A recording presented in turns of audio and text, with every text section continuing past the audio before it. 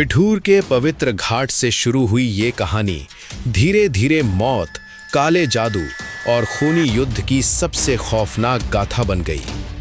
झारखंड की मायावी जादूगरनी शोभा भेड़नी ने अपने तिलिस्मी हुस्न और काले जादू से महोबा के अजय वीर ऊदल को तोता बनाकर कैद कर लिया। लेकिन जब रानी मछला को इस साजिश का पता चला, तब महोबा के शूरवीर आल्हा, मलखान और पूरी सेना झारखंड पर टूट पड़ी। फिर शुरू हुआ तंत्र मंत्र, जादुई शक्तियों और तलवारों का ऐसा महासंग्राम जिसने पूरे जंगल को रणभूमि में बदल दिया। आखिर कैसे टूटा शोभा का तिलिस्म और कैसे आजाद हुए ऊदल, जानने के लिए वीडियो को लाइक, शेयर और सब्सक्राइब जरूर करें। और चलिए अब बढ़ते हैं इस रोंगटे खड़े कर देने वाली कहानी की तरफ। मछला ने ऊदल को बचाने की ठान ली। उसने अपनी छत पर जाकर अपने गुरु के दिए हुए जादू का इस्तेमाल किया और एक जादुई गुटका अपने मुंह में दबा लिया। देखते ही देखते रानी मछला एक विशाल चील में बदल गई और आसमान में उड़ने लगी। उस जादुई चील ने पूरे उत्तर भारत की खाक छान मारी। उसने दिल्ली, कामरूप, सिलहट और जूनागढ़ जैसे तमाम शहरों को ढूंढ लिया, लेकिन ऊदल का कहीं पता नहीं चला। अंत में उड़ते उड़ते मछला झारखंड के उन बीहड़ जंगलों में पहुंची जहां बेड़ियों का डेरा लगा हुआ था। वहां उसकी नजर उस विशाल इमली के पेड़ पर पड़ी जहां वो पिंजरा लटक रहा था। पिंजरे के अंदर अपने देवर ऊदल की हालत देखकर चील बनी मछला की आंखों से आंसू छलक पड़े और वो गश खाकर गिर पड़ी। आधी रात का समय हो चुका था। मछला पेड़ की डालियों में छिपकर उस खौफनाक जादूगरनी की हरकतों पर नजर रखने लगी। तभी शोभा बेड़ी ने पलंग बिछाया और पिंजरे को वहां रखकर अपने जादू से ऊदल को वापस इंसान के रूप में ला दिया। दोनों पासे का खेल खेलने लगे। खेल खेल में शोभा ने ऊदल के सामने एक भयानक शर्त रख दी। उसने कहा कि मैं तुमसे विवाह करना चाहती हूं, लेकिन तुम्हें अपना धर्म छोड़कर कलमा पढ़ना होगा। ऊदल का खून खौल उठा। उन्होंने शोभा की इस नीच शर्त को सिरे से नकार दिया और कहा कि मैं अपने प्राण दे दूंगा, लेकिन अपना धर्म कभी नहीं छोड़ूंगा। ऊदल के इस दृढ़ निश्चय को देखकर शोभा आग बबूला हो गई और उसने तुरंत फिर से मंत्र पढ़कर ऊदल को तोता बना दिया और वापस इमली की डाल पर टांग कर सो गई। जब शोभा गहरी नींद में सो गई, तब मछला चील के रूप से नीचे उतरी। अपनी चोंच से पिंजरा खोला और जादू से ऊदल को कुछ समय के लिए वापस इंसान बना दिया।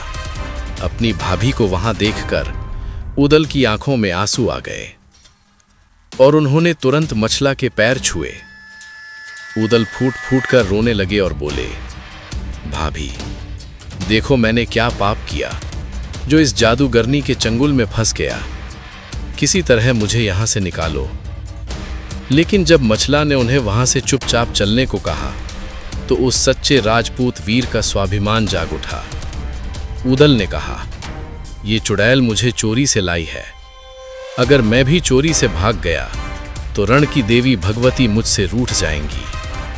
भाभी, आप महोबा जाएं और बड़े भैया आल्हा और मलखान से कहें कि अपनी पूरी फौज लेकर झारखंड पर चढ़ाई करें और मुझे युद्ध जीतकर सम्मान के साथ छुड़ाएं।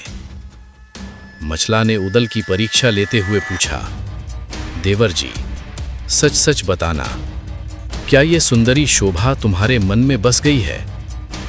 ऊदल ने साफ इनकार कर दिया और कहा कि मुझे इस सुबिया शोभा की कोई जरूरत नहीं है। मछला ने फिर से ऊदल को तोता बनाया, पिंजरे में बंद किया और उड़कर वापस महोबा आ गई। महोबा लौटकर मछला ने वीर मलखान को बुलाया और उन्हें सारी हकीकत बता दी। मलखान का खून खौल उठा। जब आल्हा को पता चला कि उनका लाडला भाई ऊदल झारखंड की एक बेड़नी की कैद में है, तो उन्होंने तुरंत युद्ध का ऐलान कर दिया। आल्हा की आंखों में खून उतर आया और उन्होंने कहा, मलखान, अब देर मत करो, सीधे झारखंड पर हमला बोल दो और उस बेड़नी के शिविर में आग लगा दो। युद्ध के नगाड़े बजने लगे। महोबा के खूंखार योद्धा अपने अपने हथियारों से सजने लगे।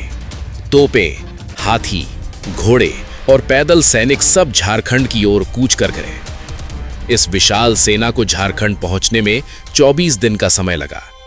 इधर रानी मचला भी फिर से चील का रूप धारण करके सेना के साथ आसमान में उड़ रही थी। जैसे ही सेना झारखंड पहुंची, मचला ने रात के अंधेरे में उड़कर उस इमली के पेड़ से ऊदल का पिंजरा उठा लिया और उसे अपने शिविर में लाकर ऊदल को वापस इंसान के रूप में ला दिया। सुबह होते ही मलखान ने अपनी सेना को हमले का आदेश दे दिया। युद्ध के नगाड़े बज उठे और दोनों तरफ से भयंकर गोलीबारी शुरू हो गई। आसमान तोपों के धुएं से भर गया और खंजर चमकने लगे। महोबा के वीरों ने ऐसा कहर बरपाया कि शोभा बेड़नी की सेना के छक्के छूट गए। हाथी और घोड़े कट कट कर गिरने लगे। बेड़नी के सैनिक मैदान छोड़कर भागने लगे। अपनी सेना को हारता देख शोभा बेड़नी समझ गई कि वो महोबा के वीरों को सीधे युद्ध में नहीं हरा सकती। उसने तुरंत अपने गुरु का स्मरण किया और अपना सबसे खौफनाक काला जादू शुरू कर दिया। उसने मैदान में जादुई आग लगा दी, जिससे महोबा के सैनिक जलने लगे। ऊदल ये सब देखकर घबरा गए और उन्होंने मचला से मदद की गुहार लगाई। यहीं से शुरू हुआ तंत्र मंत्र का वो भयानक युद्ध, जिसने आसमान को भी कंपा दिया। मचला ने ऊदल को धीरज बंधाया और अपने जादुई मंत्र पढ़कर पल भर में उस भयंकर आग को बुझा दिया। शोभा बेड़नी ने फिर से अपनी जादुई पुड़िया फेंकी, लेकिन मचला ने हवा में ही उसे काट दिया।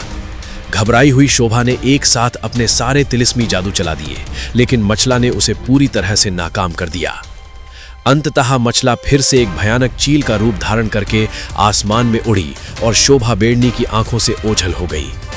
शोभा आसमान में मचला को ढूंढ ही रही थी कि मचला ने एक बाज की तरह तेज झपट्टा मारा और सीधे शोभा बेड़नी की छाती पर जा कूदी। मचला ने उसे जमीन पर पटक दिया और उसकी सारी हिम्मत तोड़ दी। तभी ऊदल का भतीजा इंदल वहां पहुंचा और उसने अपनी तलवार निकाल ली ताकि वो शोभा को जान से मार सके।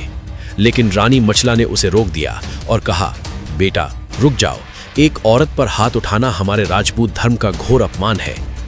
मचला ने शोभा को जान से तो नहीं मारा, लेकिन अपनी छुरी निकालकर उसके बाल काट दिए।